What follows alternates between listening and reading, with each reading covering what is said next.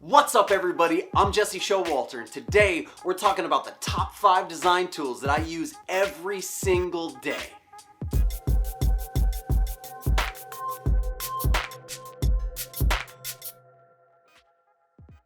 There is so many tools out there right now. There's been an increase, an influx of awesome tools for designers and makers just like you and me. And depending on what type of design you do, there's probably something that's awesome and amazing out there for you. I wanted to do a little disclaimer. I do mainly web and product design in my day-to-day. And so this list is gonna skew a little bit in that direction, but I think it'll still be pretty interesting for you no matter what type of design you do. So let's get to it. Number 1, and I'd say the one that I use mainly, like 95% of the time, I use Sketch for Mac. Years ago, I used to use Photoshop for everything, for web design, for product design, for graphic design. And when Sketch for Mac came out, I tried a couple different times to get on board and it just felt real funky and weird to me to be using something else. But after the third time's a charm, and that free trial really stuck and it's become my main tool for most forms of digital design. It's fast, it's vector-based, it's smart, it thinks the way that web and product designers and front-end developers really think. It thinks like that. And here's my favorite things about Sketch.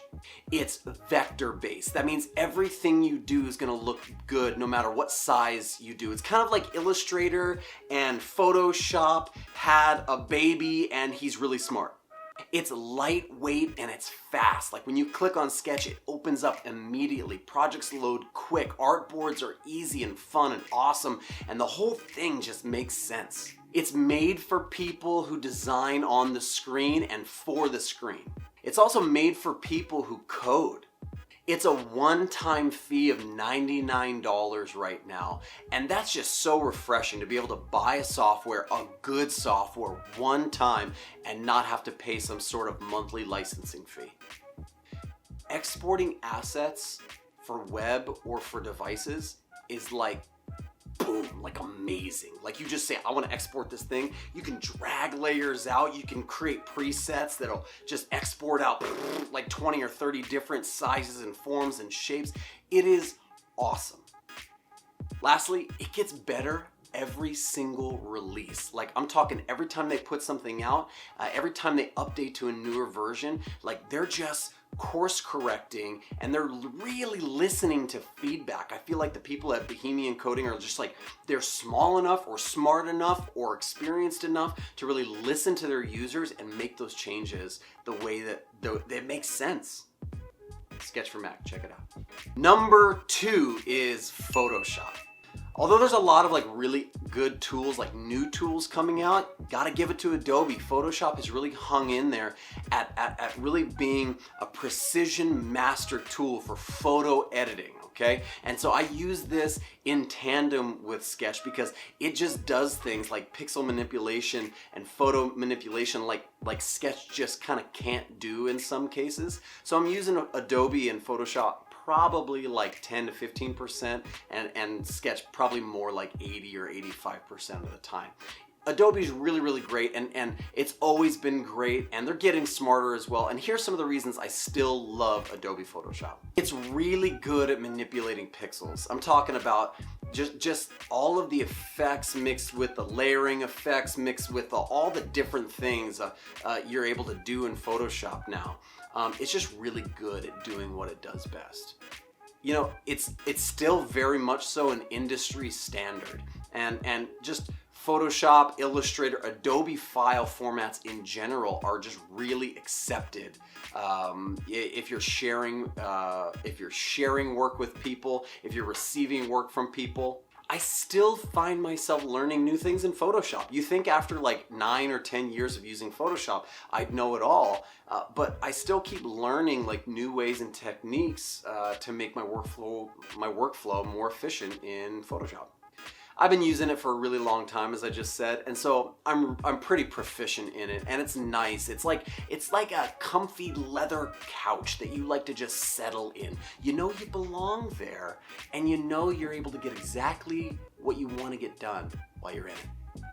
The third tool that I find myself using quite a bit is a new program called IconJar. It's only been on the scene about a year and a half, but it's a really awesome and easy icon archiving, organization, and utilization tool. That was a lot of words for icons. I think what's really great about IconJar is that you're able to create a visual language and store that visual language away for consistency's sake. And you can just drag and drop and pull and store and import and export icons in and out of this thing so fluidly. I gotta give mad props to the people who are making this product. It's really, really good. All right, the fourth tool I find myself using quite often is a little prototyping tool called Flinto.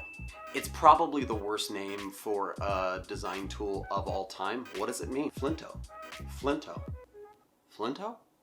But it's really, really good at what it does. There's a lot of prototyping tools out there right now. This is like kind of the new hotness for designers, whether you're an interaction designer or a product designer or a web designer, being able to kind of control, maintain, and design the experience of how the animations work and how things flow from screen to screen or from page to page. It's super important nowadays. You can't just ask somebody to imagine it. Being able to show them what it'll actually look like, whether they're a client or the developer that you're handing designs off to, it's like, wow, it'll just take you, it's very impressive, very impressive.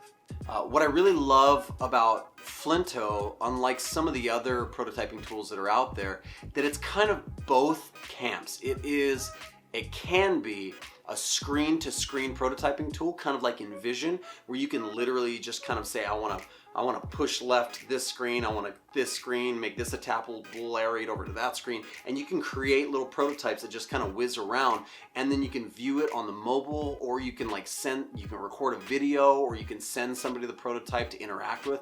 It's kind of pretty great for quick and dirty prototypes, but also you get into like really in-depth behaviors, intricate animations, like exactly what you want things to do. And the behavior designer that they have there is off the hook. It just connects like layers, and it's almost like it does the thinking for you. It's fantastic. It's great.